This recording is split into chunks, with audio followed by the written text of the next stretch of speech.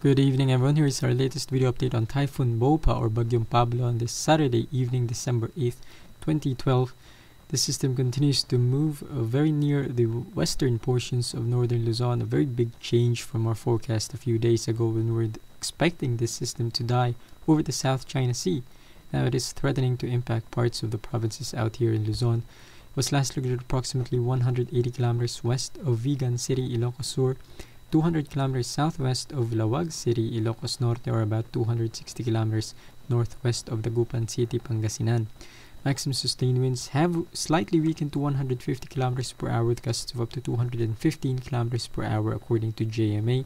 Joint Typhoon Warning Center has slightly higher sustained winds due to them using the 1 minute sustained winds. They are putting Bopha at a sustained winds of up to 185 kilometers per hour, making this system a Category 3 typhoon on the Saffir-Simpson scale, but does look like much weaker than that. Looking at the latest visible satellite imagery, this system is moving east-northeastward at 20 kilometers per hour, and as I said, threatening to impact portions of western Luzon. And PAGASA has now issued signal number 2 for the provinces of Ilocos Norte, Ilocos Sur, and La Union, with signal number 1 up for Cagayan, Calayan Group of Islands, Babuyan Group of Islands, Batanes Group of Islands, Abra, Apayao, Kalinga, Mountain Province, Benguet, Pangasinan, and Zambales. Now looking at the latest microwave image, the system has, as I said before, weakened and will continue to do so over the next few days. A combination of increasing vertical wind shear and also dry air entraining from the northwest is helping to weaken the system. Looking at the microwave image, you can see the eye wall is no longer well established, and much of the convection is now weakening as well. Looking at the infrared image, you can see the warming cloud tops, very little coverage now with the colder cloud tops. Looking at the latest image, and also again the system looking much more asymmetrical, doesn't look as organized as say yesterday. It is feeling the effects from the strong southwesterly shear upper levels here impinging on the western flank of the system. That from yesterday it helped the system due to it providing good outflow, but now that strong upper level winds is becoming a threat to this system's, as I said, organization, and will again lead to the system's weakening over the next 2 to 3 days here. But fortunately, we do think the system will definitely move close enough to parts of Luzon that threat of heavy rains and even strong winds are a possibility.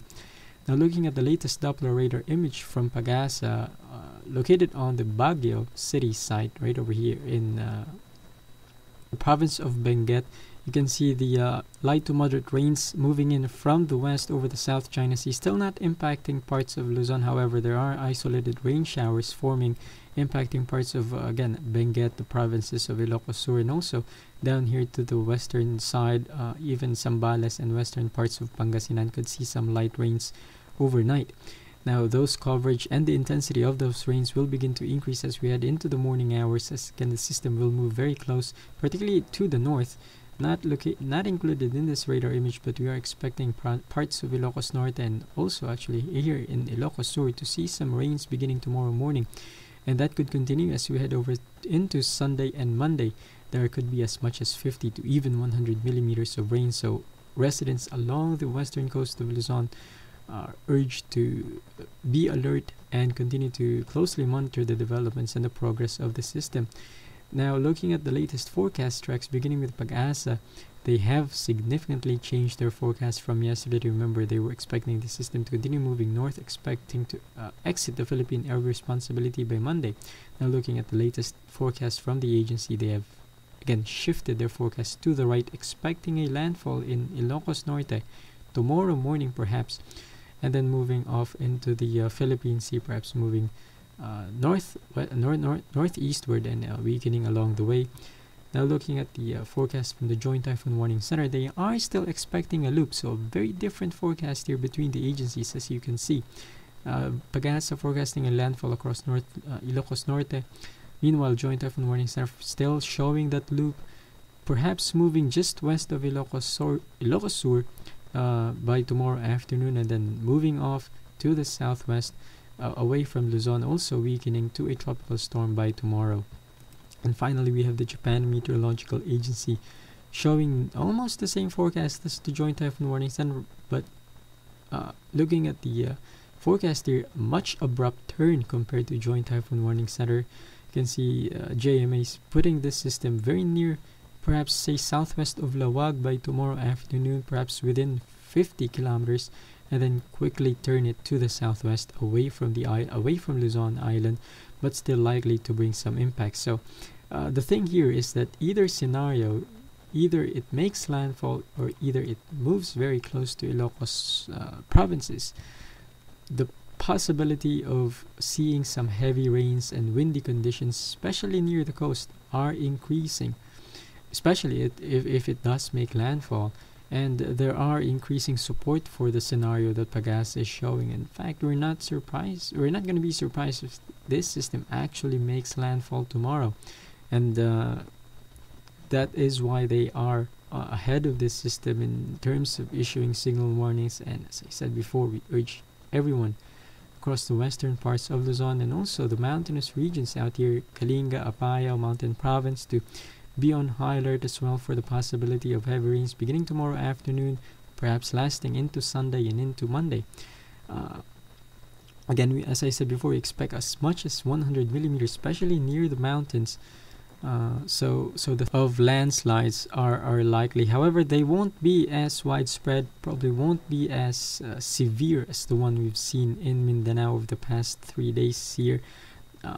Nothing of that magnitude, however. It can still be dangerous, and even though the system will weaken to a tropical storm, perhaps by Monday, again, the big threat here will likely be the heavy rains that will be falling. So again, continue to monitor the news, the radio, and coordinate with the local officials, especially if you are in the landslide prone areas, living in low-lying areas as well, and also living near the bodies of water. And that concludes our video update for today. As I said, continue to check out PAGASA's latest warnings. They will have another update this evening, 11 p.m. So stay tuned for that. Also at westernpacificweather.com, we'll have our latest updates on this system as well. And finally, if you have comments or suggestions, email us at philippine.weather@yahoo.com. And also, if you still have those images and videos from Mindanao or Visayas showing the impacts of Bopha as it moved through, definitely welcome those. And we do continue to get them and have been posting them at westernpacificweather.com. Stay safe and have a good night, guys.